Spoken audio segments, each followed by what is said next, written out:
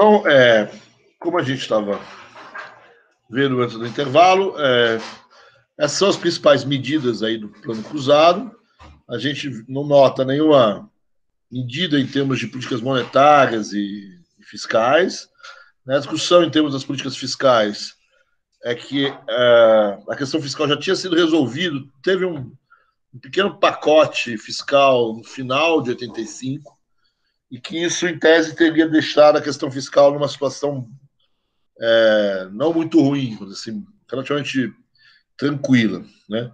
Mas muita gente acha que esse pacote foi muito pequeno, que as contas públicas ainda assim tão ruins e que precisaria ter um pacote maior, etc. Então, e eu também não tenho nenhuma meta quantitativa, nada de política monetária, né? Quer dizer, o que claramente se sabe é que com a queda da inflação, se o congelamento funcionar, a inflação vem a zero, certo? Você tem aí a possibilidade, mesmo de maneira não inflacionária, de expandir a oferta de moeda, porque no fundo vai aumentar a demanda, mas não se sabe quanto, certo? E a gente não sabe, na verdade, quanto que o governo pretende fazer em relação a isso, etc. Né? Por exemplo, essa é uma coisa que o Plano Real vai fazer, né? No mesmo momento do Plano Real, ele divulga as metas quantitativas, mesmo que não cumpra, né? Mas ele divulga uma série de metas para dar um pouco de credibilidade à política. Né? Isso não vai ser feito aqui.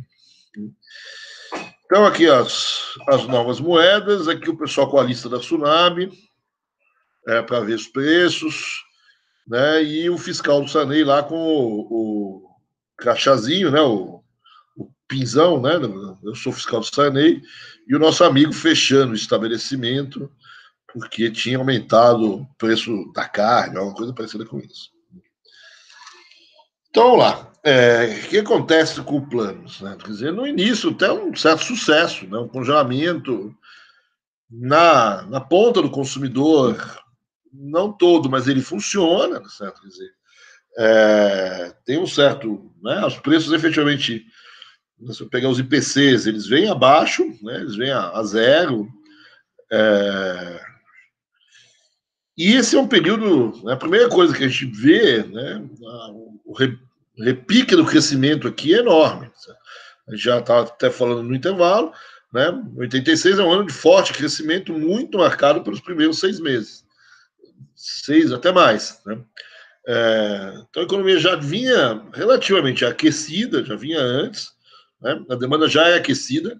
Essa é uma das críticas ao plano, né? Que você já estava enfrentando já um choque de demanda antes do plano, né? E o próprio plano tem um novo choque de demanda, certo? Quer dizer, você tem um crescimento econômico aqui que até se acelera, e aí tem algumas discussões de por que isso aconteceu, né? Algumas pessoas atribuem esse aumento, esse crescimento, essa nova retomada do crescimento e até em taxas mais elevadas, ao aumento real de renda que você deu aos trabalhadores, com aqueles 8%, ou os 16% do salário mínimo, né? Também há uma ideia de que você pratica uma política monetária expansionista, não só em termos de agregados, é verdade que, como eu disse antes, você permitiria o aumento da oferta de moeda, mas que isso foi demasiadamente aproveitado e as taxas de juros, portanto, eram demasiadamente baixas nesse período, que ajuda a aquecer a economia. Né? E existe também uma coisa que os economistas não gostam muito, uma certa ideia de ilusão monetária aqui, certo? De que as pessoas, de repente, viram os preços congelados, os preços não subiam e você começa a fazer conta e dá para comprar geladeira em 20 vezes, mesmo que no meio da geladeira, no meio dessa conta, tem uma taxa de juros que seja alta. Então aí tem um quê de expansão de consumo aí, um consumo talvez até represado, mas um consumo sem perceber, de fato, ter a real dimensão dos custos das coisas, principalmente, por exemplo, de taxas de juros no crédito, etc. Então você tem um crescimento muito forte, que já vinha acontecendo e que continua acontecendo. né?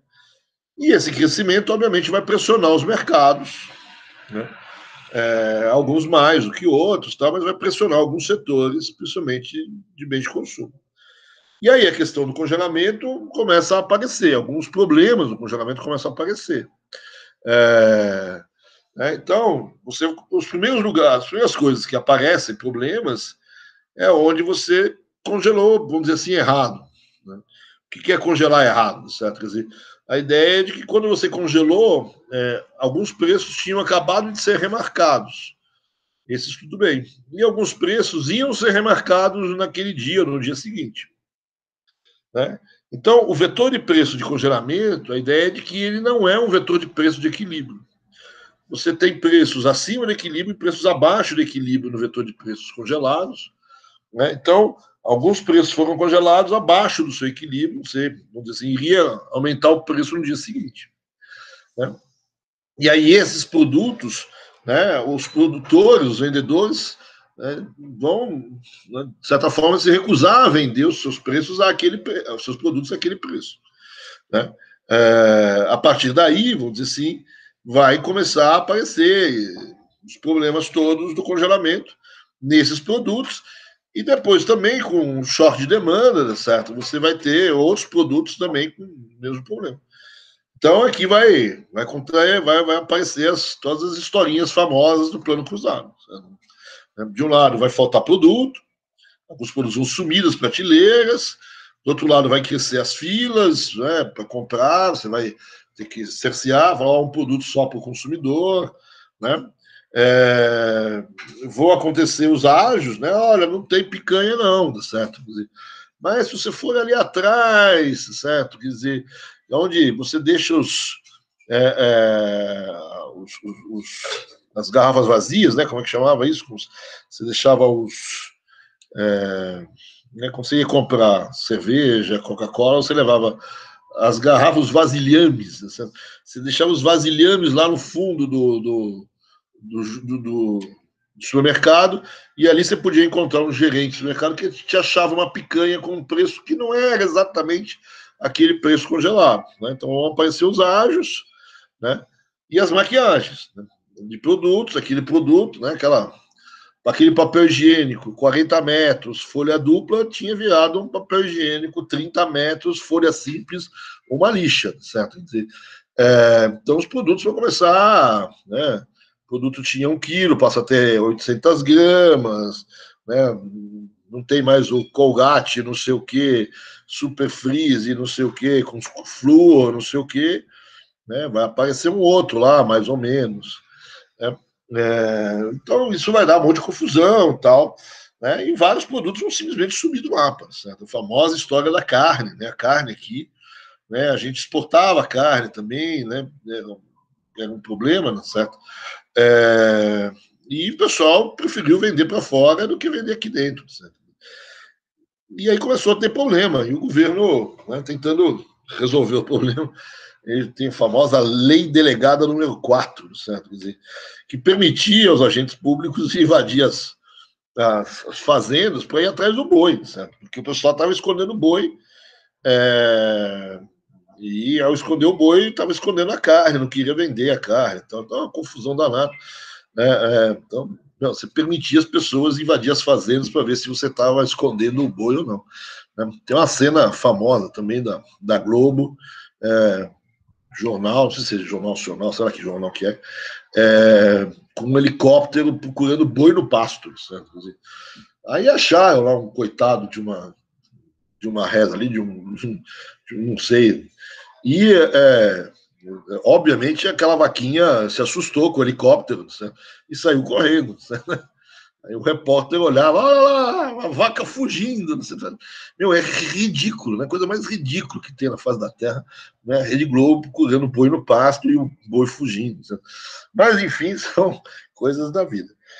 Então você tem todo esse processo de escassez, né? O Brasil tinha, né, o supermercado, não tem carne, a carne que foi confiscada não chegou, né? Então tem todas as histórias dos produtos que vão diminuir, acabar, certo? Tem outra história boa, sempre disse que o plano cruzado é o plano do churrasco, certo? Porque você congelou o preço da carne, o preço da cerveja em patamares muito favoráveis, né?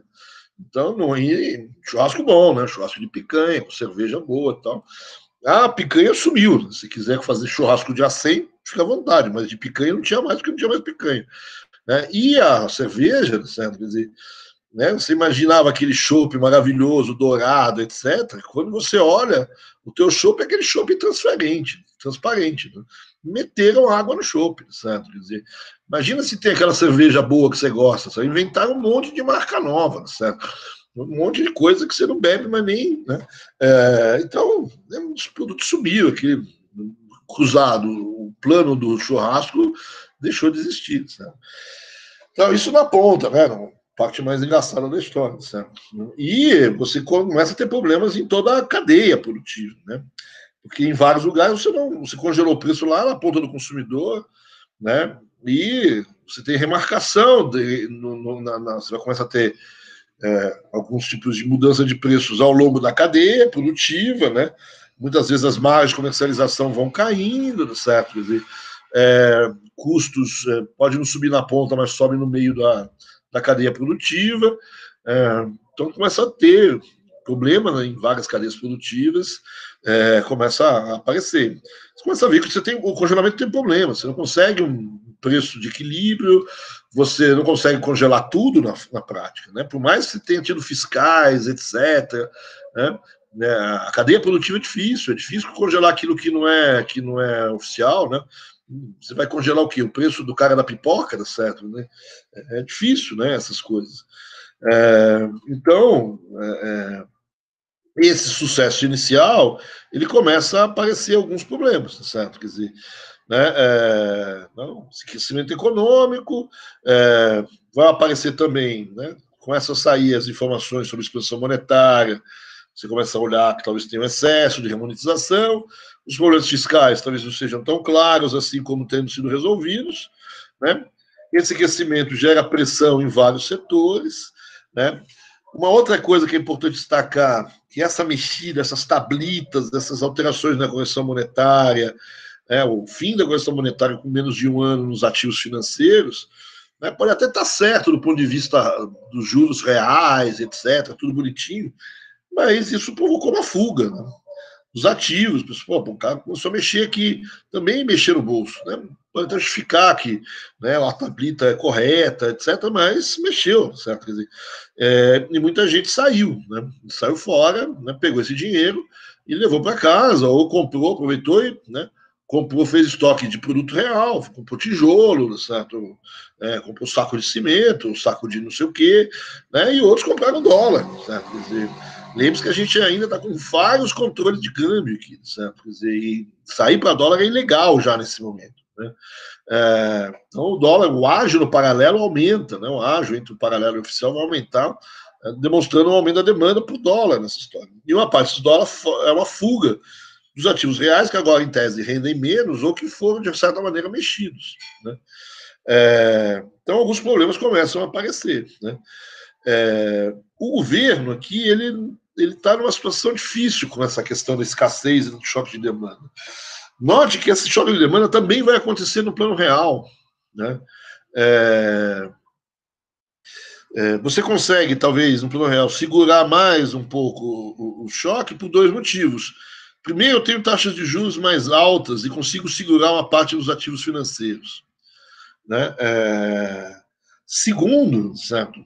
Eu tenho dinheiro no plano real. Eu tenho reservas e dinheiro está entrando. Então, o que eu usei para segurar esse choque de pressão, essa pressão de demanda sobre os produtos no mercado, etc. Eu usei as importações, né? Então, no plano real, inundou o Brasil de carne argentina, certo? Quer dizer, de carne uruguaia, certo? De docinho da Argentina. Eu cansei de comprar chocolate, alfajores, não sei o quê, né? Aqui no Brasil, né? Então, as importações permitiram, no plano real, eu enfrentar esse choque de demanda. Certo? Quer dizer, no plano real, aí no plano cruzado, por que eu não posso fazer isso? Eu até faço isso, Eu faço isso muito com as importações, mas eu tento segurar as exportações. Eu proíbo, por exemplo, as exportações de carne. Eu proíbo, não, mas eu dificulto as importações, as exportações de carne, de suco de laranja, de açúcar, uma série de exportações, principalmente desses ativos, desses bens de consumo, né, para tentar abastecer o mercado doméstico. Mas isso tem um limite, né?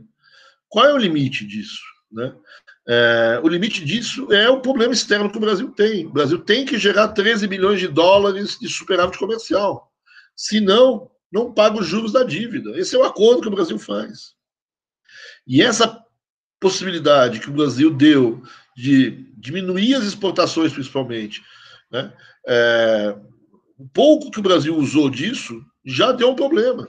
Tanto é que em 87 o Brasil rompe com a FMI, né? Porque não pagou os juros da dívida. Né? Não tinha, porque o superávit comercial acabou. Deixa eu ver se eu tenho o gráfico. Está aqui. Esse aqui é o gráfico de exportações e importações. Notem como as importações caem no final de 86. Né? E até mais ou menos começo de 87, você fica mais ou menos alguns meses aí, 6 meses, um pouco mais, um pouco menos, com um superávit comercial muito curto. Né? E esse superávit comercial não permite o pagamento dos juros da dívida. Então não é à toa que no começo de 87 você rompeu com a FMI, certo? Quer dizer, rompeu com a mesa de negociação da dívida, porque você não cumpriu o teu acordo. De qualquer maneira, isso mostra o limite que você tem para mexer, para enfrentar esse choque de pressão. Então, você não aumenta a política, você não faz política monetária, você não consegue colocar importações, né? O que você vai fazer? Certo? Quer dizer, esses troços vão começar a só ter uma saída, começar a aumentar preço de certas pessoas. Né? E o governo, quer dizer, tentou fazer algumas coisas, certo? Mas fez pouca coisa, certo? Quer dizer, né? Então, essa dificuldade do lado externo, né? Ele tenta abrir um pouquinho, mas não consegue. Em julho, ele também tentou fazer o chamado cruzadinho, que é uma tentativa tímida de conter a demanda, via política fiscal, não monetária, né? Ele faz um negócio, ele aumenta alguns impostos, mas na verdade não eram impostos, era uma espécie de uma, como que eles chamavam isso, de uma espécie de um empréstimo, tinha um nome esse troço. Ou seja, o preço lá da carne custava R$10 o quilo, você tinha que pagar R$15 pelo quilo. Esses 5 a mais, o empréstimo compulsório, que eles chamavam, certo? Quer dizer, então você não era um imposto e eles te devolviam depois de 2 anos. Se você guardasse os tickets bonitinhos lá, eles iam te devolver. E, enquanto isso, esse dinheiro iria para um fundo de desenvolvimento para fazer investimentos para aumentar a oferta, né? É bem típico de economista isso, né? Ter para eles é zero, né? Não tem tempo, né? Eu ponho no fundo, isso vira investimento, isso vira carne no dia seguinte, né? Óbvio que não funcionou, certo? Quer dizer, então você nem conteve tanto a demanda assim, porque é pequeno, e nem gerou oferta, porque obviamente não deu tempo, certo? Quer dizer, e teve um grande problema, um enorme problema político. Porque na hora de você colocar, o que aconteceu com o preço da carne na prática, né? Ou das outras coisas onde isso aconteceu, não são todos os produtos, são 5, 6 produtos onde isso vai acontecer. Né? Mais, gasolina é carne, enfim, tem alguns produtos. Para muita gente, isso significa aumento de preço, tanto faz, se isso chama empréstimo compulsório, imposto ou se chama flor, tá certo? Tanto faz, tá certo? Quer dizer, o nome que você dê é isso. Né? Isso aumentou o preço da carne, aumentou o preço da gasolina, aumentou o preço das coisas XYZ. Né? Quando o pessoal dos índices de preço foi colocar isso para preço, o governo falou: não, isso não é preço da carne, isso é empréstimo compulsório. Não tem que botar no preço da carne, não. Não? Então a inflação continua zero, porque o preço da carne continua aquela que está tabelada lá na Sunab, a tabela da Sunab. E, de fato, assim foi feito. O governo conseguiu expurgar isso da inflação. Quer dizer, qual é a consequência disso? É que todos aqueles velhinhos que tinham aquele bottom lá com eu sou fiscal do Sarney, ficaram bravos. Tiraram o bottom da frente.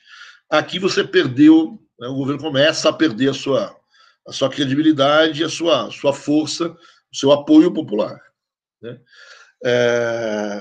E o efeito prático, vamos dizer assim, de segurar o consumo não foi muito grande, né? Algum efeito prático que se pudesse imaginar de aumentar a oferta, se você pega esse dinheiro, põe num fundo de desenvolvimento, esse dinheiro vai para aumentar a oferta dos produtos, né? Pode até funcionar, mas daqui a 3 anos, certo? Não agora. Então, nada disso funcionou, certo? Quer dizer, e você perdeu muita credibilidade. Mas você continua quieto ali sem fazer muita coisa. Por quê? Porque tem eleição no final de 86. A eleição para deputado, senador, essas coisas. É uma eleição fundamental, é verdade. Que é a eleição da Constituinte, né? A eleição que vai fazer a nova Constituição. Então, logo depois da, inflação, da eleição, aí sim você faz. Né? Você faz o Cruzado 2, vamos dizer assim, depois da eleição. Isso também vai ser visto com muito oportunismo político. E aí você volta a realinhar 5 preços bens finais, né? De novo, carne, gasolina, alguns preços, etc., alguns preços públicos. Então você aumenta alguns preços públicos, permite o aumento de alguns preços privados e põe um novo pacote fiscal, novos impostos para tentar aumentar a arrecadação aqui, conter déficit público. Esses novos impostos indiretos aqui, de novo, aqui é sobre automóvel, bebida, cigarro, né? E os preços públicos é energia, telefone, correio, são os preços principais, e os bens finais aqui, se não me engano, é carne, mas algumas. Né? Então, aqui a coisa pegou, e aqui eles não conseguiram tirar isso dos preços. Então, aqui os preços começam a dar uma pulada. Né? Os preços dão a sua primeira salteada, vamos dizer assim, nesse mês de novembro e no começo do mês de dezembro. Né? Quando você vê, né, uns preços subindo, certo? Quer dizer, são os que foram aumentados pelo governo. Ok. E aí, de repente, tem um vizinho. Certo? Pô, o cara aqui do açougue aumentou o preço da carne. Que podia. Dane-se. Eu também vou aumentar o preço do derivado, certo? Eu sou dono do boteco aqui e o meu filé com fritas vai subir também, certo? Então, você começa a realinhar alguns outros preços, né? Principalmente os preços que derivam desses bens. Né? E uma parte dos aumentos vieram de preços públicos, energia elétrica, telefone. Então, algumas pessoas começaram a repassar isso. Né? Só que não tem mais o fiscal agora.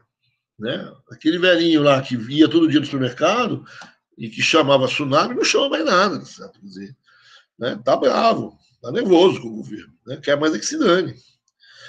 Então, em dezembro começa a ter esse realinhamento de outros preços também, né?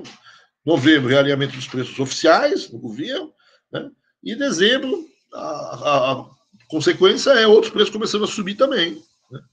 Aí quando você olha, está todo mundo subindo os preços. Em janeiro, todo mundo voltou a subir de novo. Quanto é que deu a inflação de janeiro? 16%. Junta com a inflação que já teve em dezembro e um pedacinho de novembro, né, já deu 20%. O que acontece com 20%? Deu mais de 20%, inclusive. O que acontece quando dá mais de 20%? O gatilho dispara. O que você faz? Todos os salários aumentam 20%. Tem uma briga se devia aumentar 20% ou a inflação acumulada, que foi mais, acho que foi 24% até aquele momento. Né? Não, é 20%, depois esses 4 ficam para a próxima. Certo? Na próxima, mais 20%, certo? No mês seguinte. Né? Nessa hora, o que aconteceu? Acabou o plano cruzado. Esse é o fim do cruzado, em fevereiro, e o governo acaba com o congelamento, ninguém respeitava mesmo. Né? E ao mesmo tempo que você tem um problema lá, já que você deu uma liberadinha nas exportações, né, puxou as exportações para baixo, aconteceu aquele problema na balança comercial e eu não paguei os juros da dívida externa, e aí tive meus outros problemas nessa história. Esse é um momento importante, essa saída do Brasil do FMI, certo? Do acordo, da mesa de negociação, vai atrasar a vida do Brasil durante 2, 3 anos aqui, certo? Quer dizer, o Brasil é um dos últimos países a fazer a negociação da dívida, vai demorar mais tempo, certo? Quer dizer, e aqui o governo começa a fazer política monetária, né, definitivamente aumenta as taxas de juros e começam a mudar um pouco a situação e tentar controlar esse aumento da inflação via juros. Né? Então, o que a gente aprende com o cruzado aqui? Certo? Quer dizer, primeira coisa que eu acho que é a crítica é que a inflação já não era, naquela época, puramente inercial. Então, você faz um choque, você faz uma política basicamente inercialista. Né? E você não percebe que você está vivendo um choque de demanda. Né? Então, você tinha que ter composto essa política com alguma coisa para conter aquela demanda, nem que fosse só a que estava acontecendo antes. E a segunda coisa que você vai aprender, que está aí no terceiro elemento, deu certo, o quarto aí, né, de que a queda da inflação gera um choque de demanda, certo? Então eu preciso controlar a demanda agregada, mesmo que o meu plano seja inercialista, ou ela já vinha, ou ela vai ampliar durante o plano, eu preciso acoplar políticas monetárias e fiscais, elas não podem ser passivas do jeito que for. Né? Você vai aprender rápido, vai acontecer no plano Bressa. A outra discussão que tem é sobre a política salarial, né? Média, abono, né?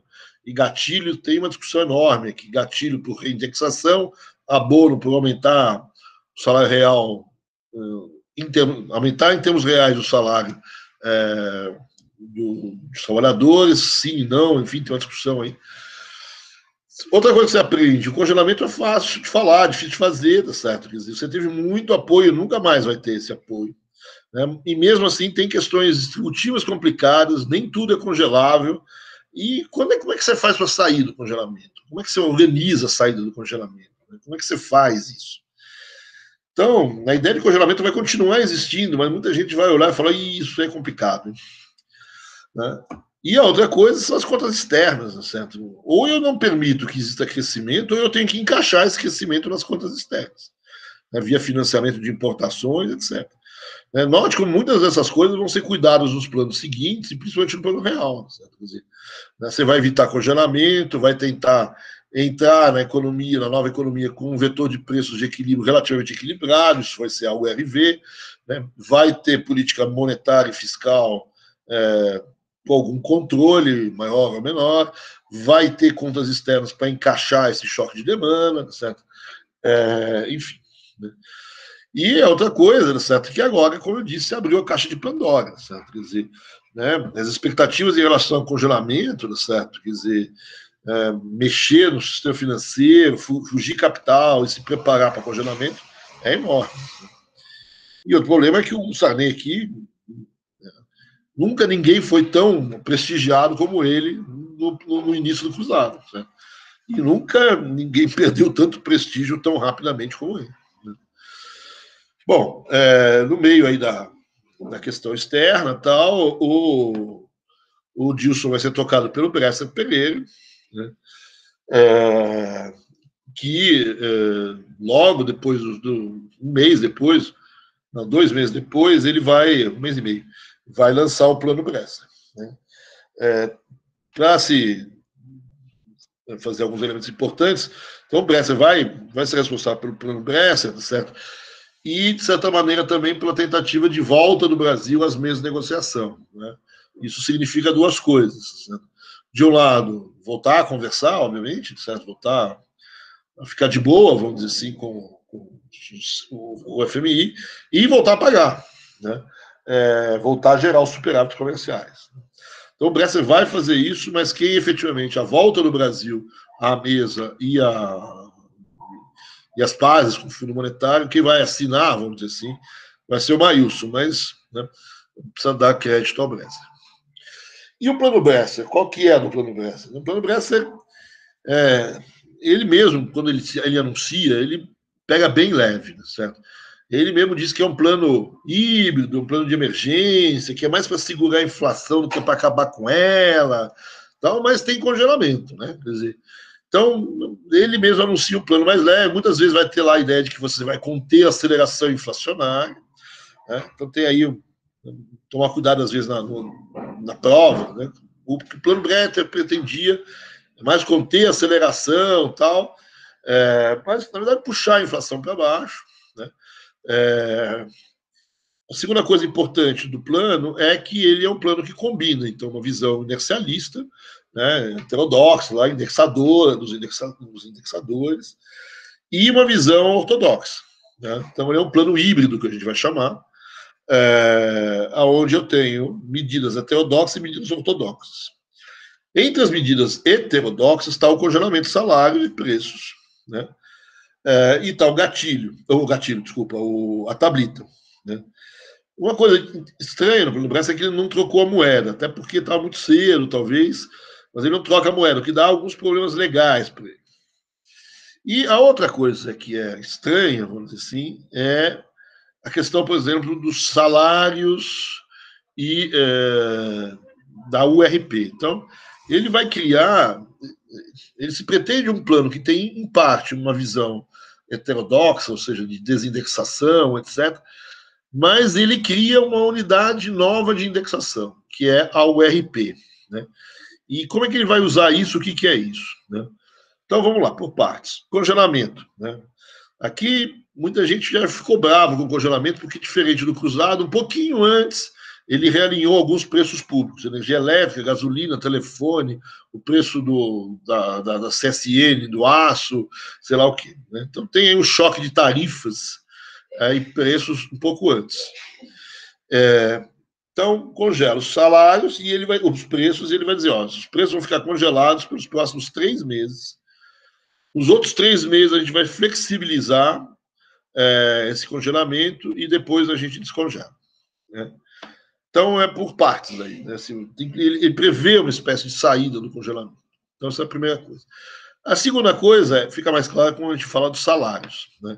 Então, os salários também estão congelados pelos próprios 3 meses, também faz a média móvel ali, etc., né? E aí, o que você faz, né? Você cria a URP para reajustar os próximos salários depois dos primeiros 3 meses. Então, os salários vão ficar congelados nos primeiros 3 meses e depois eu passo a aplicar um indexador novo, né? Eu acabo com o gatilho e crio a URP. O que é a URP, certo? Quer dizer, a URP é uma média, certo? Quer dizer, dos últimos 3 meses de inflação. Aí eu pego, se não me engano, tem 2 ou 3 índices de preço e eu faço uma média dos últimos 3 meses, da inflação dos últimos 3 meses. Então, note que você congelou os preços de salários e os salários por 3 meses. 3 meses depois, você vai aplicar a URP, né? Então, daqui a 3 meses, quanto é que vai ser a URP? Vai ser a média da inflação dos 3 meses anteriores. Se o plano é perfeito, os 3 meses anteriores, quanto que é a inflação? É 0, por quê? Porque está congelado, né? Então, somos os preços estão congelados, a inflação vai ser 0, 0, 0. Então, o novo salário, certo? Quando você aumentar o salário, você vai aplicar o RP, né? E vai dar essa ORP para os próximos 3 meses, vai dar 0 em tese, né? Então você, né? Então a pergunta que faz na prova é se o Bresser congelou os salários, certo? Quer dizer, ele congelou o salário por 3 meses, depois ele aplicou uma indexação, né? Mas para muita gente essa indexação ia ser 0 também, certo? Mas não foi porque o congelamento não deu certo, né? Então aqui você tem a ORP funcionando. No fundo, ele sabia que a inflação não ia ser 0, né? Mas o que ele tenta fazer é criar uma nova unidade de indexação, né? Então ele não quer acabar exatamente com a indexação. Ele quer fazer uma indexação mais leve, né? Então você pega, você joga, faz um congelamento, mede a inflação nesses 3 meses, você vai ter efetivamente uma inflação mais baixa, né? E você joga para os 3 próximos meses essa inflação dos 3 meses anteriores, que é essa ideia da URP. Então você pega uma média da inflação, suponha que a inflação vai cair, né? Não vai ser 0, vai dar, sei lá, de fato vai dar 3, 4%, no mês seguinte vai 6, 7%, no outro mês 9, 10%. Você pega a média disso, dá alguma coisa em torno de 5, 6. Aí você aplica no salário. Note que a última inflação já foi 9, 10. Então você, na verdade, você jogou a indexação dos seus salários para 3 meses para frente e tenta pegar uma inflação que é mais baixa do que a inflação de fato que está acontecendo, né? Então, no fundo, você está mudando o reajuste, né? Você está fazendo um reajuste que era, então, até então, mensal, com a inflação do último mês, para uma inflação de 3 em 3 meses, tá certo? Um reajuste para 3 meses seguintes, tá certo? Você pula 3 meses de reajuste, com uma inflação, com um reajuste bem mais baixo, né, com defasagem e, em tese, como você faz esse ajuste pela média, mais baixo do que o último mês está dando. Então, você tenta, vamos dizer assim, puxar a inflação para baixo através de um reajuste mais tranquilo. Né? Supondo que o plano dê certo, mesmo que o congelamento não desse, essa URP traria a inflação um pouco para baixo. Traria os salários para baixo e faria essa inflação convergir lá na frente. Essa é a ideia. Né? Aqui tem duas críticas. Né? A crítica de que você é um plano para descongelar, para desindexar e você indexou, né? Você criou um novo indexador. Segundo, você quer criar um novo indexador mais simples, né? Que é mais bonzinho, vamos dizer assim, com você, com a inflação, né? Ele indexa menos, vamos dizer assim, ele te permite, vamos dizer assim, uma queda. Para isso, efetivamente, você precisa contar com políticas que façam essa inflação também não acelerar muito, né? Senão o mecanismo vai ser simplesmente mais leve, certo? Quer dizer, essa indexação vai ser mais no longo prazo, certo? Mas ela vai acontecer, certo? E mais cedo ou mais tarde ela vai subindo, certo? Quer dizer, então eu preciso convergir a inflação. Não pode não dar certo para zero, mas eu não posso ter uma inflação que vai subindo depois disso, né? Porque o que vai acontecer é que essa indexação ela simplesmente vai atrasar um pouco essa subida, ela vai dificultar um pouco essa subida, mas não vai impedir. Né? A última coisa que tem de heterodoxo são as tablitas, a gente já explicou o que aconteceu de novo, só que aqui eu não troquei a moeda, então eu tenho eu tenho conflitos jurídicos importantes para mexer nos contratos, tem muito rolo no plano Bresser, né, e muita aqui, alguma fuga de capital, certo? A fuga de capital não é tão grande, certo? Quer dizer, porque os juros são relativamente altos, o que segura um pouco essa fuga no Brasil, que é a parte ortodoxa do plano. Então, a política monetária ortodoxa, com efetivamente algum controle monetário, taxa de juros relativamente mais altos, né, o que segura um pouco o crescimento da demanda e o crescimento da especulação com estoques, com fuga de capitais, esse tipo de coisa. E uma tentativa de controle fiscal. Né? Tem esse aumento de tarifas que a gente falou, né? Tem eliminação de alguns subsídios que também pressionam a inflação, tem cortes em alguns gastos, mas tem alguns conflitos aqui, algumas dificuldades. Né? Então não funciona muito bem. E por fim tem um negócio que eu deixei no meio da chave, eu não sei se é ortodoxo ou heterodoxo ou ortodoxo, que é a questão do câmbio. Né? O que ele fez com o câmbio? Ele deixou o câmbio fluir. Né? Ele não congelou o câmbio, não tem âncora cambial aqui. Então, o plano cruzado fixou a taxa de câmbio, o plano Bresser não. Né? Congelou a taxa de câmbio, o Bresser não. Tem uma desvalorização cambial aqui, certo? Ele não fixa, ele deixa o câmbio se desvalorizar e deixa aproveitar, inclusive, às vezes, essa fuga de capitais, pressiona o câmbio. Por que ele faz isso? Por conta do lado externo. Né? Porque eu preciso gerar os superávites comerciais para voltar à mesa de negociação da dívida, etc. Né? Então, como eu disse, o plano vai funcionar mais ou menos. A inflação cai de 26 para 3, depois 6,5. Né? Então, o congelamento, obviamente, não foi respeitado. Eu tive não só remarcações anteriores ao plano, como depois, não tem fiscalização. E a inflação vai voltar a subir. Talvez a subida da inflação seja mais pouco a pouco. Se a gente pegar o gráfico aqui, né, a gente vê que tem... Cadê o gráfico? Está tudo para frente, desculpa aqui, ó. Você vê o plano Bresser, a inflação cai, ela vai dar uma subida boa no começo, depois ela vai ter essa subida um pouquinho mais lenta, que é coisa da URP, certo? Que faz essa subida, né? A inflação de volta não vem abaixo, né? A demanda está caindo, o PIB está caindo aqui, né? Mas a inflação não vem abaixo, ela sobe talvez mais lentamente do que subiu entre o plano cruzado e o plano Bresser, certo? Né? Ela tem essa... que é culpa um pouco da URP. Então, a URP, ela, no fundo, vai funcionar para proteger, para tentar evitar uma grande ascensão da inflação, mas não vai derrubar também, certo? Quer dizer, então, vai demorar mais, mas vai chegar também nos 14%, 15%. E o congelamento não funciona, a política monetária vai mais ou menos funcionar, né? Mas a política fiscal não vai acontecer, vai ser até a razão que ele vai usar para sair fora, né? As contas externas vão pouco a pouco resolver a questão, né? Mas a questão fiscal é o grande problema, né? E ele vai usar o fato dele ter mandado um pacote para o Sarney, pacote fiscal, tributário, uma reforma fiscal, e o Sarney não encaminha para o Congresso, dizendo que precisava tomar cuidado, que não era a hora, precisava vir direito, e aí ele pede para sair, já que era meio óbvio que o Sarney não ia poder fazer aquilo lá, certo? Quer dizer, ele estava pedindo lá já, começando a pedir os 5 anos e tal. Enfim, ele usou uma desculpa, né? Algumas pessoas dizem que ele fez uma reforma que era claramente improvável para poder dar uma justificativa para sair. Outras pessoas dizem que não, ele realmente achava que aquela reforma era uma reforma importante e se não desse para fazer, então era melhor ir embora. De qualquer maneira, né, nessa altura do campeonato, o plano também já tinha ido para o brejo, tá certo? Quer dizer, a URP segura um pouco essa reindexação, essa subida, né?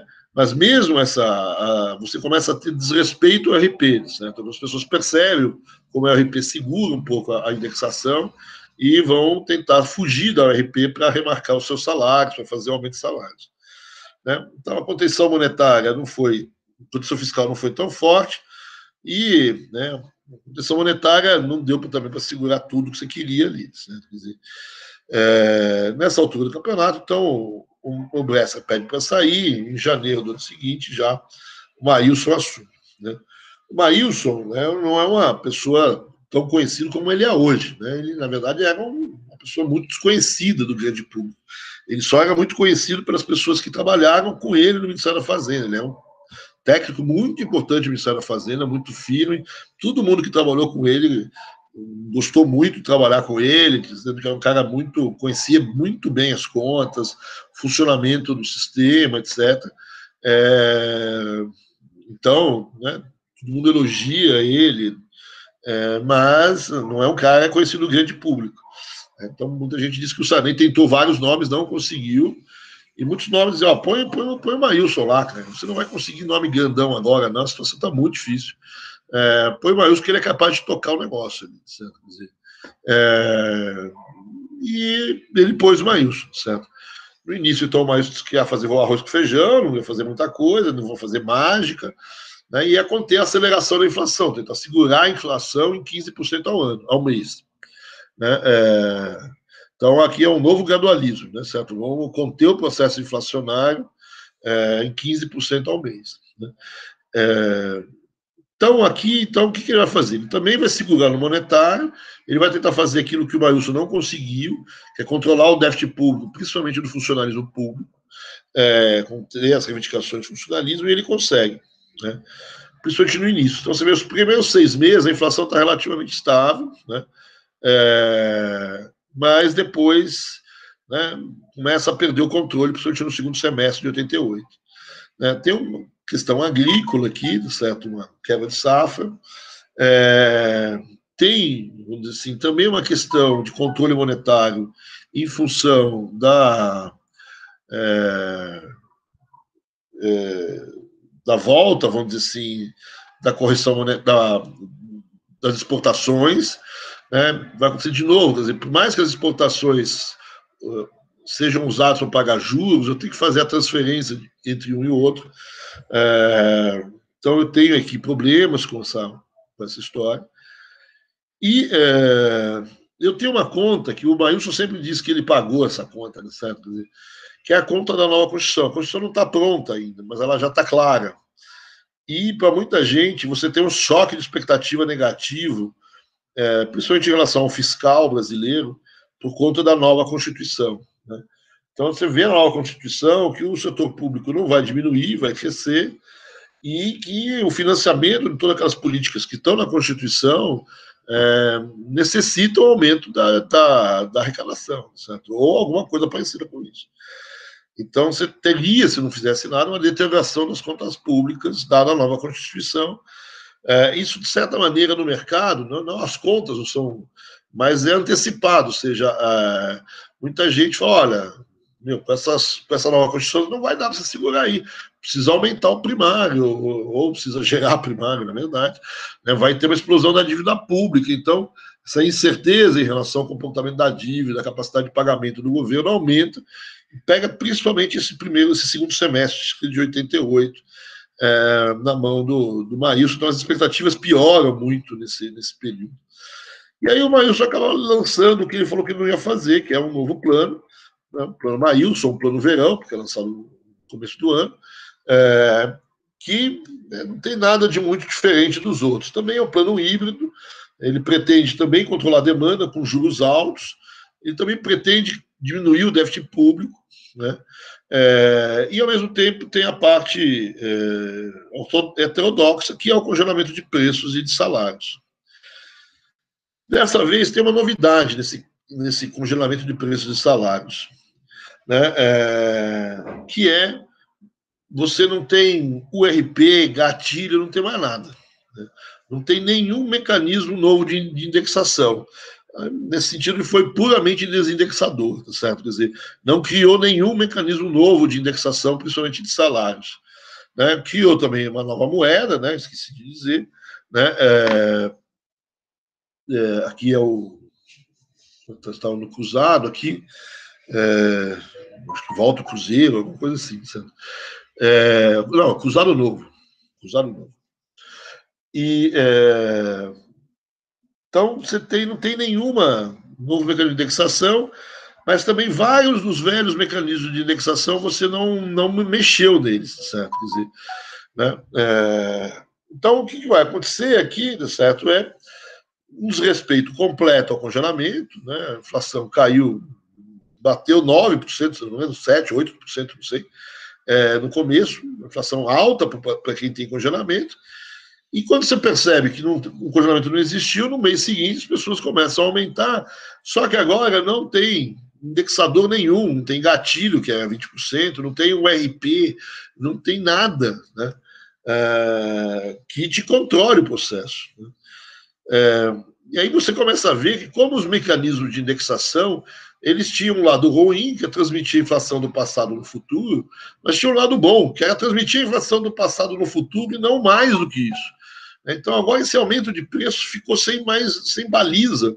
Então, no mês é 10, no outro mês é 15, no outro mês é 30, e no outro mês é 45, certo? E no último mês era 90, certo? Quer dizer, então a escalada dos preços aqui é sem limites. Né, sem nenhum tipo de controle nessa história. Né? O governo ainda tinha dado um choque de preços um pouquinho antes, certo, dessa história. Né? Os salários eles foram congelados pela média dos últimos 12 meses, aplicou a última ORP que tinha que aplicar, certo? E depois, né, congelou, certo? Mas, mesmo nos salários, pouca gente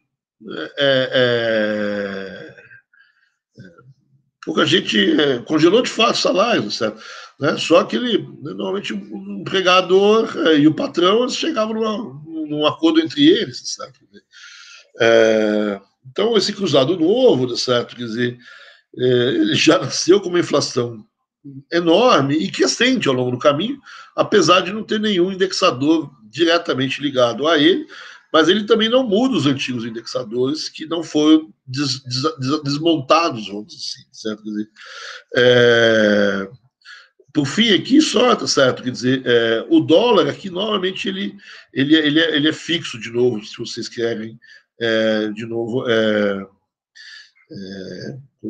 fazer a comparação. Né? Então, no cruzado foi fixo, aqui é fixo, e durante o Besser aqui ele é flutuante, certo? Então, aqui está o verão, certo? Começa novas moedas, né? Cruzado novo. Daqui a pouco a gente passa para a fase dos bichinhos ou de outras coisas nas notas, certo? Porque daqui a pouco ninguém mais quer botar carga aí nesses troços, certo? Então, o verão tem curta duração, não tem ajuste fiscal, né? O monetário até se segurou um pouquinho no início, depois, com a aceleração da inflação, você perdeu completamente. É justamente o momento onde você não tem mais controle sobre o monetário, né? O governo, para conseguir colocar títulos de dívida no meio do caminho, certo? Essa dívida ela tem que ser ou curtíssima, ou com cláusulas de recompra, com taxas de juros elevadíssimas, Então, é uma dívida curta, cara, e quase que totalmente líquida. Né? Então, você está naquela situação, né, justo antes do plano Collor, o plano Collor vai tentar atacar isso justamente, né, a inflação acelerando, certo, sem nenhuma coordenação que era dada por esse mecanismo de indexação, uma situação fiscal ruim, né, de contas ruins, e principalmente uma dívida pública muito ruim. Eu não consigo mais operar política monetária com essa dívida. Certo? É uma dívida curta, normalmente de meses, poucos meses, cada papel, com uma taxa de juros relativamente alta, e esses papéis, ou eles têm um prazo curto, ou se o prazo for um pouquinho mais longe, vamos dizer 6 meses, ele tem cláusulas de cada 2 meses, ou no meio do período, você poder trocar a dívida. Você pode, olha, eu fico com essa dívida, eu vou ficar, vou comprar uma dívida de 6 meses, mas se eu não quiser, daqui a 3 meses eu devolvo, tá bom? Tá bom, o governo aceita, certo? Se eu não quiser, daqui a 2 meses eu devolvo, tá bom? Tá bom. Então você tem essas cláusulas de recompra. Então você imagina uma dívida que é enorme, né, e que é muito curta, portanto ela vence quase que diariamente, tem uma tranche da dívida que vence. Então você pega, eu abro amanhã o mercado, eu tenho no mínimo ali 10, 15% da dívida que está vencendo naquele dia. Né? Se eu pego uma semana inteira ou 15 dias, eu tenho quase que 100% da dívida, 100% talvez seja um exagero, mas eu tenho metade da dívida vencendo em 15 dias e uma dívida inteira vencendo a cada mês. Né? Então, todo dia vence, vamos dizer assim, sei lá, 10% quase da dívida, 5, 10% da dívida. Se eu não colocar uma dívida nova, eu remonetizo essa economia em 5, 10% todo dia. Né? Então, minha operação, né, eu estou convivendo diuturnamente, vamos dizer assim, com uma dívida que se transforma em moeda quase que no frigir dos ovos, certo? Quer dizer, no frigir dos ovos não, é só abrir o dia, certo? Que eu monetizo 10% da dívida, certo? Quer dizer, então o governo vai abrir o mercado naquele dia e falar, estou colocando título, certo? A forma o go-around, né? O go-around é outro problema, certo? Quer dizer, o que é o go-around? O governo abre o mercado, ele sabe que tem que renovar, sei lá, 5% da dívida que ou está vencendo ou tem essas cláusulas de recompra, né? E ele tem que colocar no mercado isso de novo, certo? Senão ele monetiza o mercado. E se ele quer colocar mais, tudo bem, ele pode tentar colocar mais para fechar o déficit, para fazer política monetária mais apertada, etc. E aí ele vai lá e coloca. Né? O mercado olha e fala, compra. Pode dar aí que eu vou... meus clientes aqui, eu vou entuchar na mão deles. Alguns podem não querer, certo? Outros podem querer. E aí, no final do dia, o que acontece? Os bancos chegam no Banco Central e falam, olha, eu peguei demais, eu não consegui vender, botar tudo na carteira. Né? Não consegui botar nas minhas carteiras de fundos esses títulos todos. Tô aí de volta. Certo? Então, no final do dia, você fica sabendo se você conseguiu fechar o negócio ou não. Certo? Né? Então fica para amanhã. Se você tinha que renovar 5% da dívida e renovou 2,5%, no dia seguinte você tem que renovar 7,5% para não monetizar de fato, certo? E fica nessa incerteza, certo? No dia seguinte você vai tentar colocar menos títulos para poder compensar o que você não colocou antes, vai subir a taxa de juros, vai diminuir os prazos para conseguir colocar esse troço. E o troço vai ficando insuportável, certo?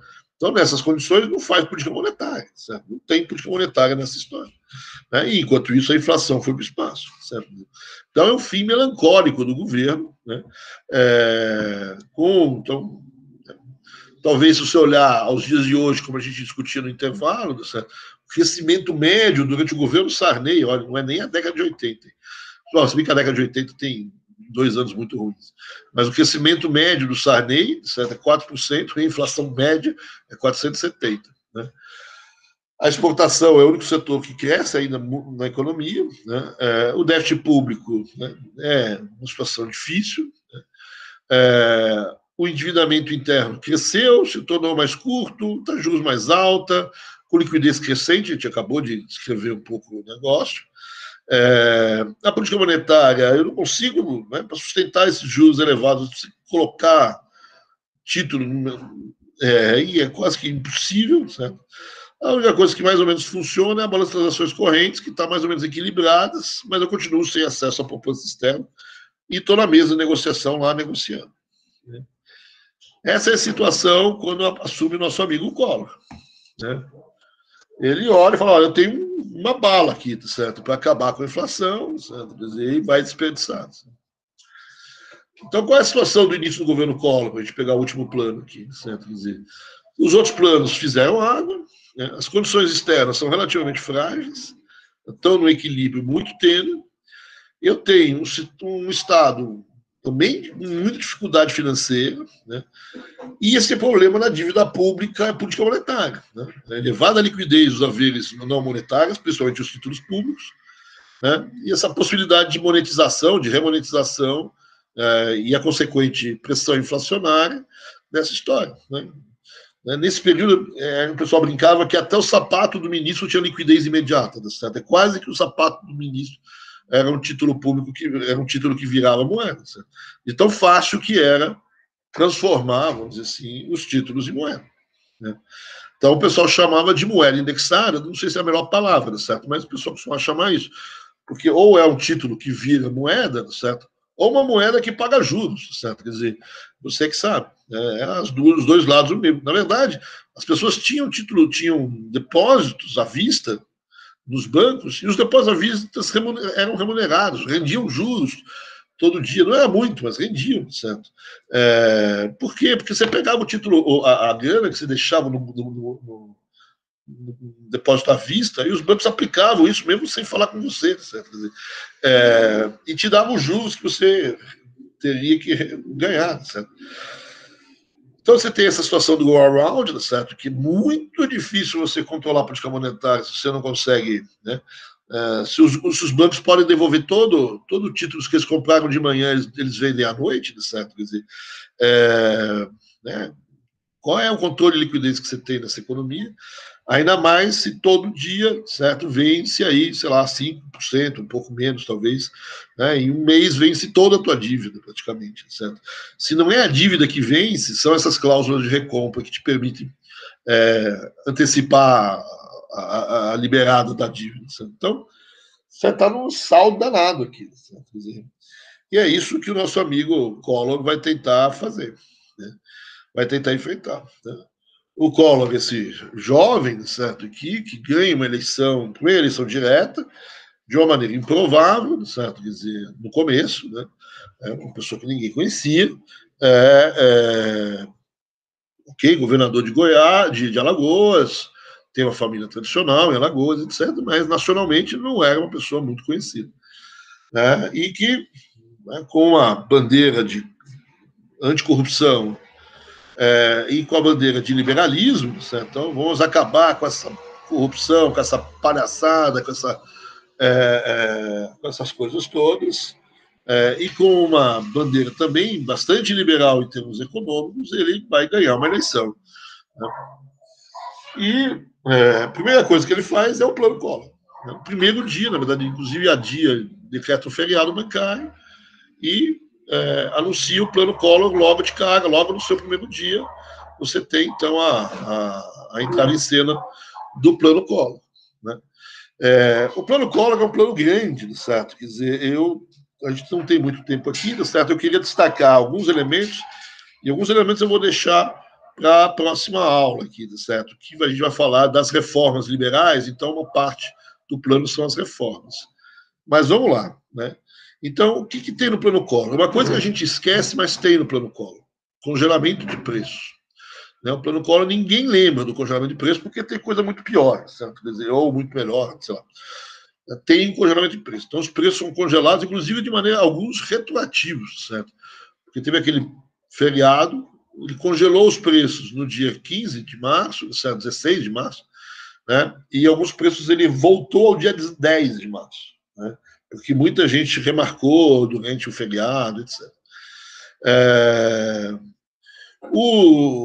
Pouco antes, ele mesmo tinha remarcado alguns preços públicos, certo? Quer dizer, e ele congela esses preços públicos e vai dizer que esse congelamento é por 4 meses. Os salários, certo? O que acontece com os salários, certo? Eles vão sofrer, no primeiro mês, o reajuste da inflação de março, vão receber esse reajuste, essa indexação no primeiro que deve, e depois disso, certo? Quer dizer, eles vão aumentar depois disso com base numa prefixação de inflação futura, da inflação esperada futura.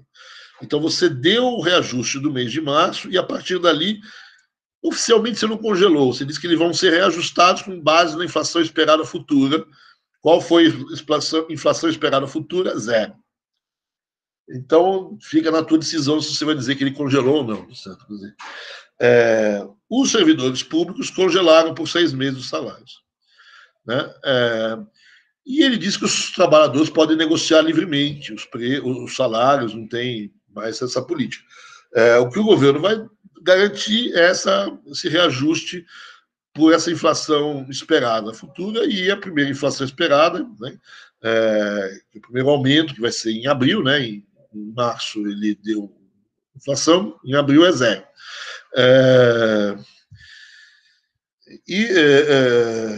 Aqui, outra questão é que, na verdade, talvez isso não tenha muita importância, certo? Quer dizer, porque na prática você já tinha muita negociação entre os empresários, os sindicatos, certo?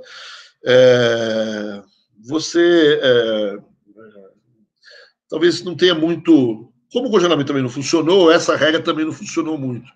Tanto é que em setembro ela vai ser substituída por uma outra, né, com a volta de uma certa indexação. Certo? Então, o congelamento ele existe, é mais para a gente dizer que ele existe, mas ele não é um elemento importante, central, e também não vai ser muito fiscalizado. A inflação ela vai até ser cadente ao longo do tempo, diferente das outras que ela cai muito e sobe, aqui ela cai e ainda cai depois, certo? Porque você vive uma recessão enorme. Certo? Mas, então, primeira coisa, existe congelamento de preço, mesmo que não respeitado, e tem essa questão dos salários, que na prática não funcionou muito, certo? Mas pode cair na prova. Aqui, então, você tem outra coisa, uma reforma administrativa e privatização. Então, é anunciado o Plano Nacional de Desestatização, eu não vou entrar nele, vou deixar isso para a próxima aula. Né? E existe uma tentativa de reforma administrativa que é muito mais aparência do que fato, né? Muito mais anúncio do que fato. João Santana, era o ministro aqui, disse que ia reduzir o número de ministério, ia acabar com um monte de empresa, aqui fazer isso, fazer aquilo, mandar não sei quantos mil funcionários públicos embora. Na verdade, reduziu um pouco o número de ministérios, mas não tanto quanto eles queriam. Fechou alguns órgãos federais, fechou o IAA, o IBC, e conseguiu botar para fora de funcionário público 20%, mas muito no PPI, certo? Então, enfim, aqui tem mais arremedo, mais anúncio do que fato, certo? Agora, a reforma fiscal, essa não, essa é fato, certo? Quer dizer, é fato e fato importante. 3 coisas na questão fiscal muito importantes, né? A primeira coisa é a introdução da correção monetária dos tributos no processo gerador. Vocês lembram quando eu falei de efeito Oliveira Tanzi, efeito Guardia Baixa, né? Então, a indexação da receita está aqui. A correção dos tributos, enquanto você não paga, pela BTNF, etc., é aqui que está. Então, essa é a primeira coisa. A segunda coisa é o fim do anonimato fiscal, né? Essa ideia de que eu tenho que fazer cheque e tem que botar o nome para quem eu pago vem daqui, certo? Quer dizer, só cheques muito baixos, mas antigamente você podia passar cheque do valor que você quisesse e que você não precisava botar nada ali, certo? Quer dizer, né? Então, segunda coisa. Terceira coisa, um aumento de impostos. E aqui no aumento de impostos eu tenho 3 coisas. Né? A primeira coisa é o fim de algumas isenções fiscais. A segunda coisa é o aumento de algumas alíquotas, principalmente de imposto de renda e IPI. E a terceira e mais importante das coisas é a criação de uma espécie de um imposto temporário, um IOF temporário, sobre depósitos, sobre aplicações financeiras. Né? Então, se você tem um depósito, uma aplicação financeira no banco, acima de $9 mil, ou o valor na época, né, você tem você paga 8% de IOF once for all, uma vez só, né, e está legalizado o teu negócio. Se esse depósito tiver uma titularidade duvidosa, eu não sei muito bem de quem fulano, uma empresa que eu não sei, né?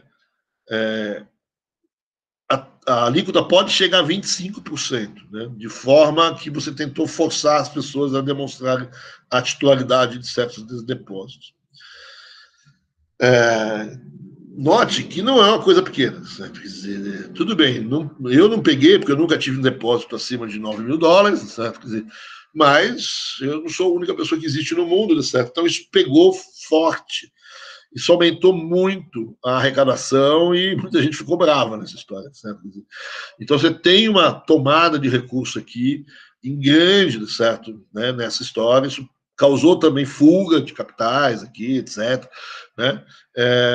E isso, né, diminuiu muito a discussão do anonimato nas contas públicas brasileiras, né? E tem uma arrecadação enorme nessa história. Né? Só que essa é uma arrecadação que só vai acontecer naquele ano ou no ano seguinte, né? Depende de quando você aplica isso. Né? Normalmente é sempre no fim, no resgate da aplicação, etc. Então, aqui você tem um efeito fiscal importante, fora o efeito em relação ao anonimato. Então, a arrecadação aumenta muito durante o governo Collor. Né? Mas é uma arrecadação que você sabe que é temporária, né? Você não vai ser para o resto do tempo. Né? Junto com a tentativa de reduzir as despesas na reforma administrativa, esse é um pacote fiscal da história. Né? A parte da diminuição de gastos não vai acontecer muito nesse sentido. O que vai acontecer é uma outra redução de despesa, que é dos juros, a gente vê daqui a pouco. Então, aqui você tem um efeito... As contas públicas do governo Collor são boas, né? Principalmente com esse aumento dessa arrecadação. Né? Aí eu tenho a reforma do comércio exterior, que é basicamente a abertura. Eu vou falar isso também na próxima aula, não vou entrar nela agora. Né?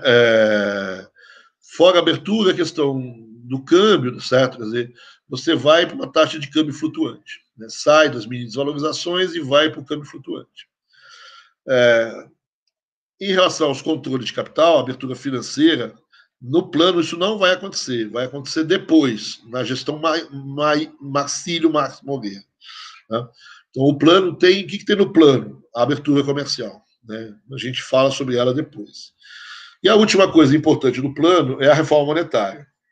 Então, você tem uma nova troca de moeda. Né? Então, aqui é a terceira troca de moeda já. Né? Só o Bressa que não teve troca de moeda. Né? Aqui o câmbio é flutuante. Né?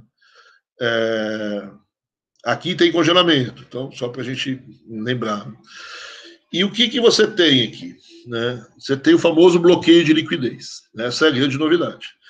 Então, o que você fez? Você pegou todos os depósitos à vista, ou de poupança, ou depósito a prazo, ou o que for, e aquilo que fosse acima de 1.200 dólares na época, né? Ou aquilo que representasse mais de 20%, vamos dizer assim,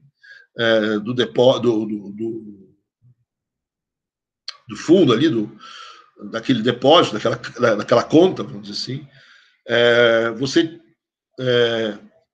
assim, você toma esse dinheiro. Você não toma esse dinheiro, você pega esse dinheiro e transforma em VOB, valores à ordem do Banco Central, os VOBs.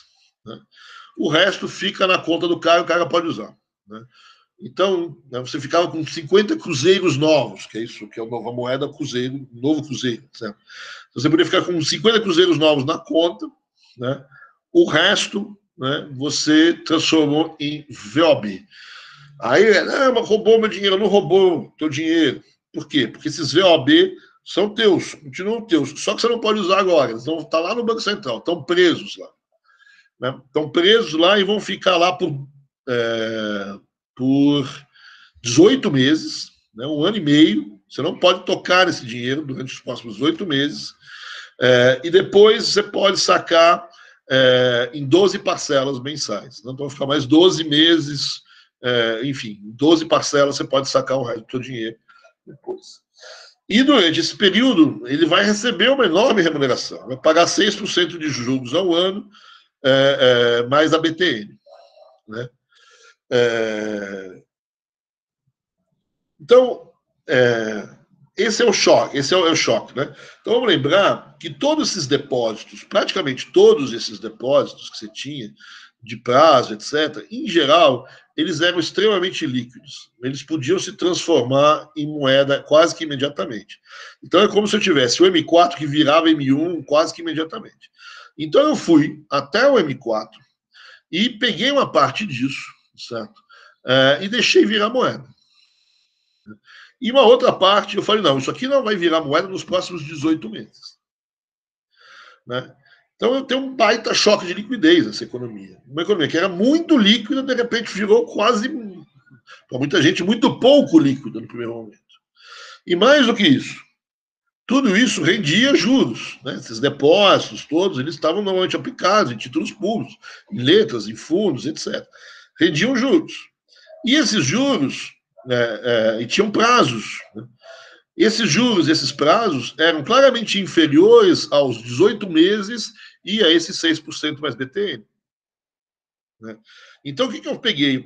E tudo isso mais ou menos estava em cima de títulos públicos.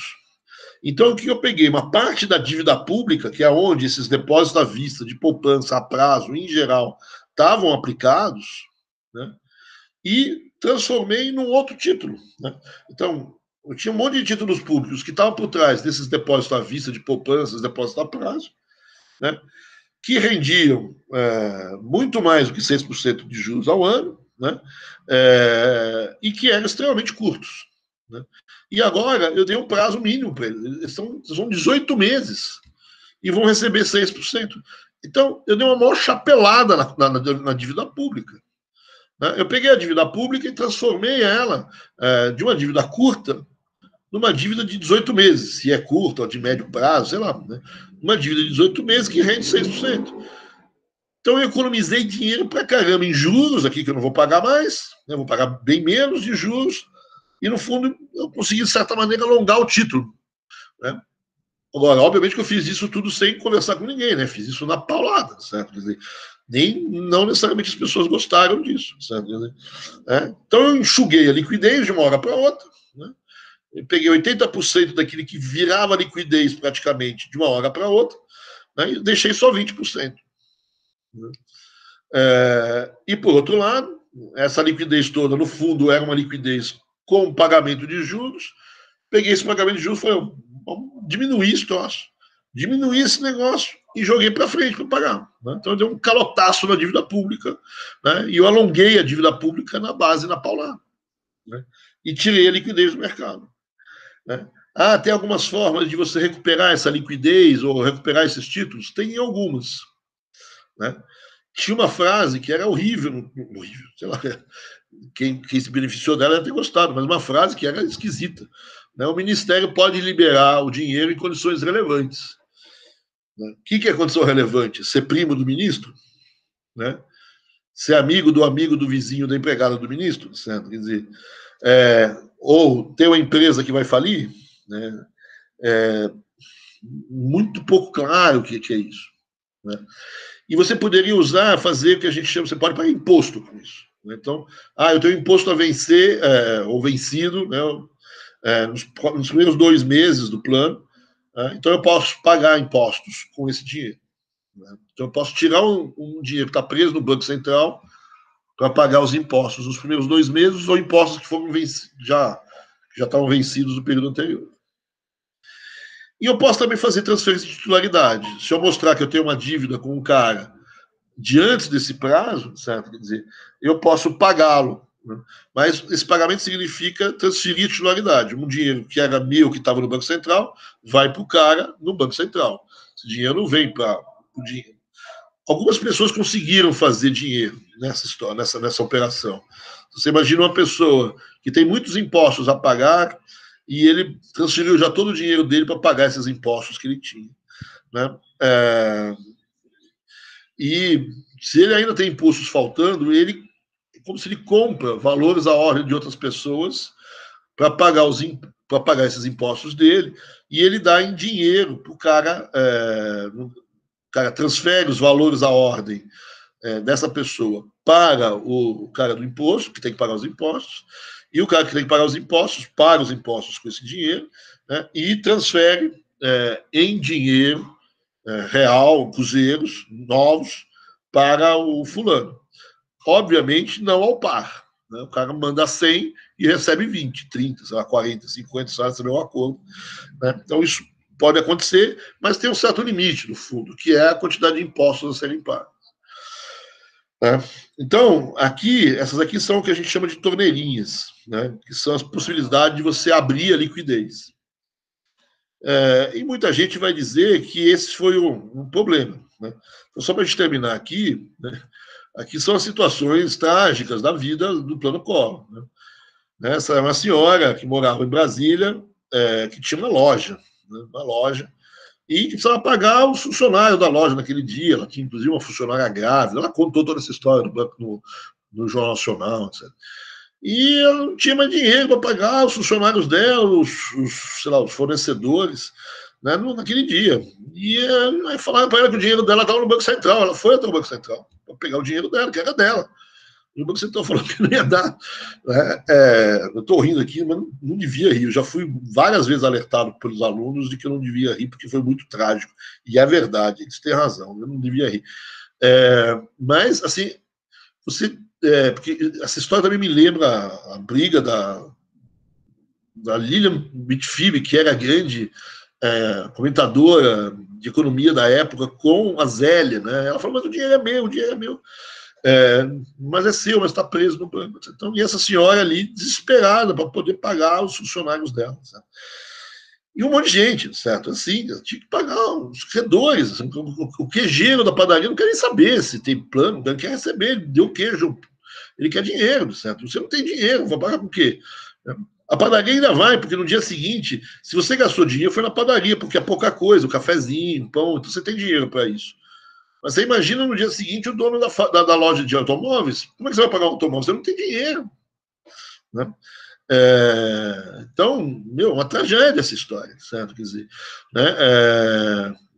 Não é à toa que o PIB vai a menos 4, certo? Quer dizer, né? O controle de liquidez foi tão ordem que você bloqueou a liquidez mesmo, você travou a economia, certo? Quer dizer, então, o impacto inicial é uma redução de 80% do M4, grosso modo, certo? Quer dizer, e uma completa desestruturação dos pagamentos do sistema produtivo, a retração do PIB na hora, certo? Quer dizer, a inflação caiu, certo? Mesmo com o congelamento e com essa confusão toda, a inflação veio para 20, mas ficou ali no final do ano 20, depois ela volta a aquecer, ela é da 9, da 11, depois 9, né? Depois ela começa a subir de volta. Né? Mas aí vamos ver o que vai acontecer. Por que o plano não vai funcionar muito bem? Então, uma baita travada no enorme, confusão jurídica, né? Todo mundo preocupado, né? E aí a economia começa a funcionar. O governo dizia, não, vai começar pelos pequenos negócios que vão crescendo, que vão crescendo, que vão crescendo, e as coisas vão voltar a acontecer com menos liquidez, né? Ninguém vai poder aumentar muito o preço, a gente vai resolver os problemas e tal. Só que, né, não é assim, não é tão fácil assim essas coisas funcionando, certo? Quer dizer, então você não teve essa liquidez, né? Você até foi na padaria, tomou o café, conseguiu pagar o café, porque você tinha dinheiro no bolso ainda, né? Você tinha ainda 50 cruzeiros na conta, então dá para fazer ainda talvez a férias do mês ou o supermercado de semana tal. Mas as grandes empresas, os grandes negócios, não é bem assim que funciona, certo? Dá para ir no restaurante? Depende do restaurante, certo? Quer dizer, se você não receber se você receber salário, certo? Quer dizer, como é que o cara vai te pagar o teu salário? Mas eu acabei de receber. Acabei de receber, então dá para você ir no prato feito ali, certo? Mas a economia tem dificuldade em voltar a funcionar nessa história, né? O governo vai abrir algumas torneirinhas, certo? Quer dizer, né, vai soltar alguma liquidez, muita gente vai dizer que ele está arrependido. Né? E aí essas liquidez vão aumentar, aí tem uma discussão toda de para quem que ele aumentou as torneirinhas, como é que ele conseguiu a torneirinha, essa possibilidade das pessoas sacarem o seu dinheiro no Banco Central ou ter algum tipo de recurso nas suas mãos. Então, algumas coisas vão acontecendo, legais no plano, outras coisas legais, mas esquisitas no plano, dado aquela linha que eu falei para vocês, né? E outras coisas, vai saber como que algumas pessoas conseguiram sacar seus recursos. Né? E aí foi andando, mas logo, ainda no primeiro mês, a coisa estava muito difícil. né? E a coisa começa a bater no banco, né? Porque você também não vai pagar o banco, né? No final do mês eles têm uma dívida para pagar, como você vai pagar? Imagina aquele cara que tem uma empresa de automóvel, né? Como é que ele vai pagar o banqueiro? O banqueiro não vendia nenhum automóvel aquele mês, certo? Ninguém tinha dinheiro para comprar automóvel. Como que ele vai pagar o banco, certo? Quer dizer, né? Não estou falando do Zé Mané cabeludo da esquina, certo? Quer dizer, estou falando do dono da empresa da loja de automóveis que fica ali na principal avenida de Ribeirão Preto, certo? Né? E aí o banco começa a não receber, certo? Não recebe desse, a outra empresa também não tem como pagar, né? O outro fulano não sei o quê, o cara da padaria tem dificuldade, certo? Quer dizer, e começa a dar problema de liquidez no próprio banco, certo? Problema de inadimplência dos bancos. Né? Então, aí aparece o torneirão. Né? O torneirão, certo? Quer dizer, é quando o Banco Central começa a colocar dinheiro nos bancos, né? Dado o risco de você ter uma crise bancária de dimensões inimagináveis. Né? Então, até onde era possível se segurar essa liquidez sem começar a ter problema no sistema bancário. Quando você percebe que você tem um problema de liquidez no sistema bancário, aí a coisa, aí sim você tem a ideia do arrependimento. Certo?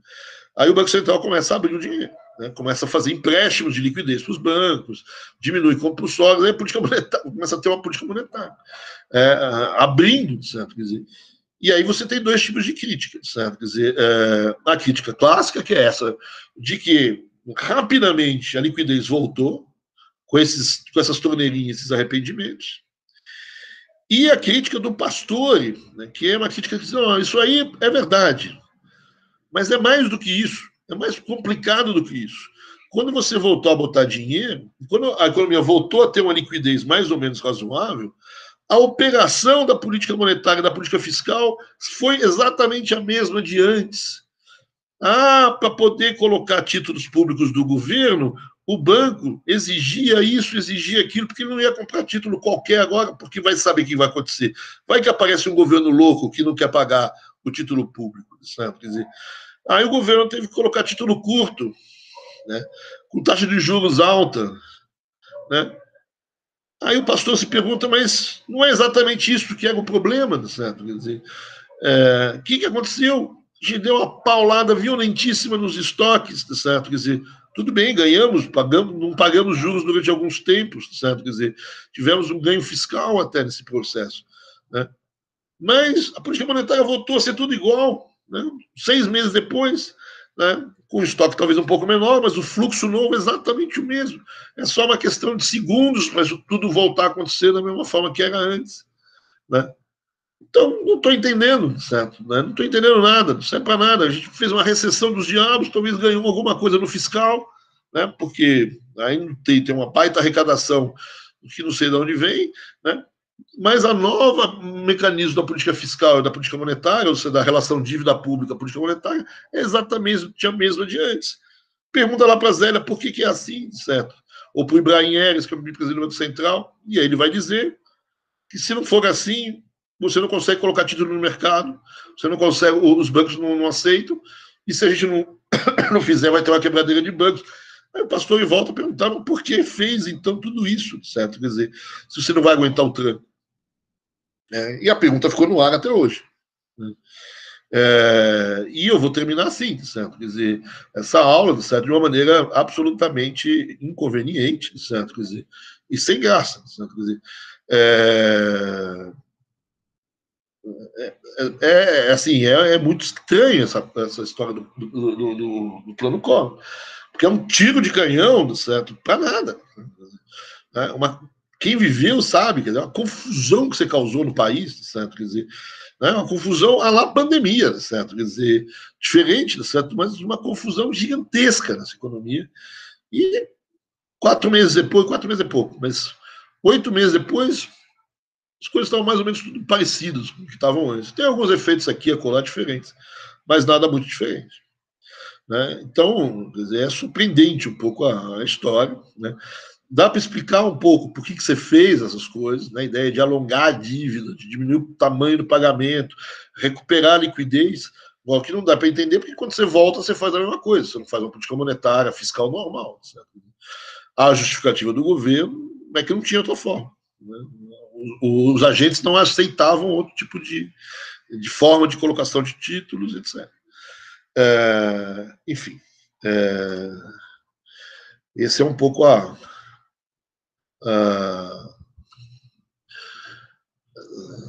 enfim, esse é um pouco o nosso dia de hoje. Desculpa que eu passei um pouco tempo aqui hoje,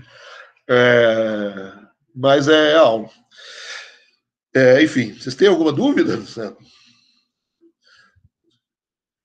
Eu acho estranho terminar o plano Collor assim, mas por isso que eu não gosto dessas aulas, nada dá certo. Assim.